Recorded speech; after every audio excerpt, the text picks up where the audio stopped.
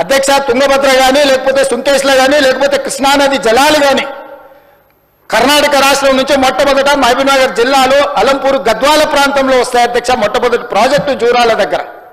తెలంగాణ రాష్ట్రంలో కర్ణాటక నుంచి వచ్చే ఏ నీళ్ళైనా మహబూబ్నగర్ జిల్లాలో ఉన్న అలంపూర్ గద్వాల దగ్గరికి మొట్టమొదట నీళ్లు వస్తే నీళ్లు వచ్చినట్టు ఒడిచిపట్టుకొని తెలంగాణ రాష్ట్రానికి పాలమూరు జిల్లాకు, రంగారెడ్డి జిల్లాకు, నల్గొండ జిల్లాకు, ఖమ్మం జిల్లాకు తరలించుకుంటే ఈనాడు పోతిరెడ్డిపాడు లేకపోతే ముచ్చుమరి మాల్యాల నుంచి రాయలసీమకు తరలించుకుపోయే అవకాశమే లేకపోతుండే అధ్యక్ష.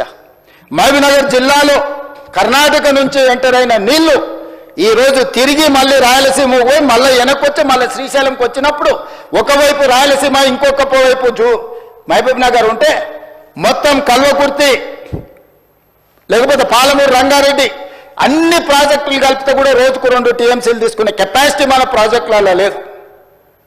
ఇవాళ ఎస్ఎల్బీసీ ఆనాడు రాజశేఖర రెడ్డి గారు ఉన్నప్పుడు ఫ్లోరైడ్ జిల్లా అయిన నల్గొండ జిల్లాకు 3,60,000 ఎకరాలకు గ్రావిటీతో నీళ్లు ఇవ్వాలని ఎస్ఎల్బీసీని ఆనాడు 2,000 కోట్లతో ప్రారంభిస్తే ఆనాడు దాదాపుగా 20 పైగా కిలోమీటర్లు ఉమ్మడి రాష్ట్రంలో టన్నెల్ తవ్వుతే నువ్వు తెలంగాణ వచ్చిన తర్వాత 4 ఏళ్లలో పూర్తి చేయాల్సిన ప్రాజెక్టును 10 ఏళ్ళైనా పూర్తి చేయక 10 కిలోమీటర్లు పక్కన పెట్టి ఈరోజు శాశ్వతంగా నల్గొండ జిల్లాను ఫ్లోరైడ్లో ముంచి అక్కడి రైతుల చావులకు కారణం నువ్వు.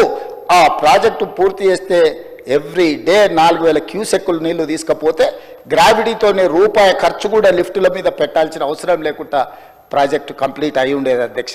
ఇవాళ జరిగిన ఎస్ఎల్బీసీ ప్రమాదానికి ఆ 8 మంది చావులకు నువ్వు కారణం కాదా? వాటి వివరాలు నేను మళ్ళీ చెప్తా అధ్యక్ష. అలాంటిది పాలమూరు, రంగారెడ్డి ఎత్తిపోతలు తెలంగాణ రాష్ట్రం వచ్చినాక ప్రారంభించి 10 సంవత్సరాలైనా నువ్వు పూర్తి చేయలేదు.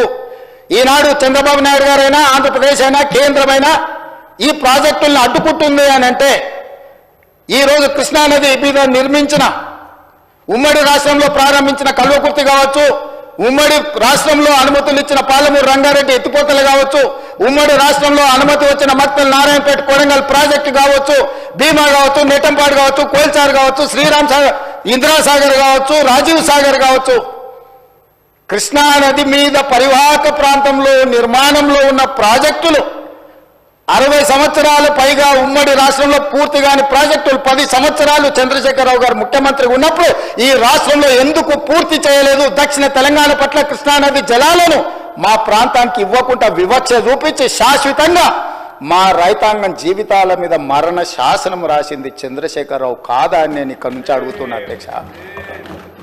ఇవాళ ప్రతిపక్ష నాయకుడు వచ్చి ఇక్కడ కూర్చుంటుంటే నేను అడిగేదానికి సమాధానం చెప్పాల్సి వస్తుందని ఈరోజు వారి ముఖం చాటు చేసింది అధ్యక్ష.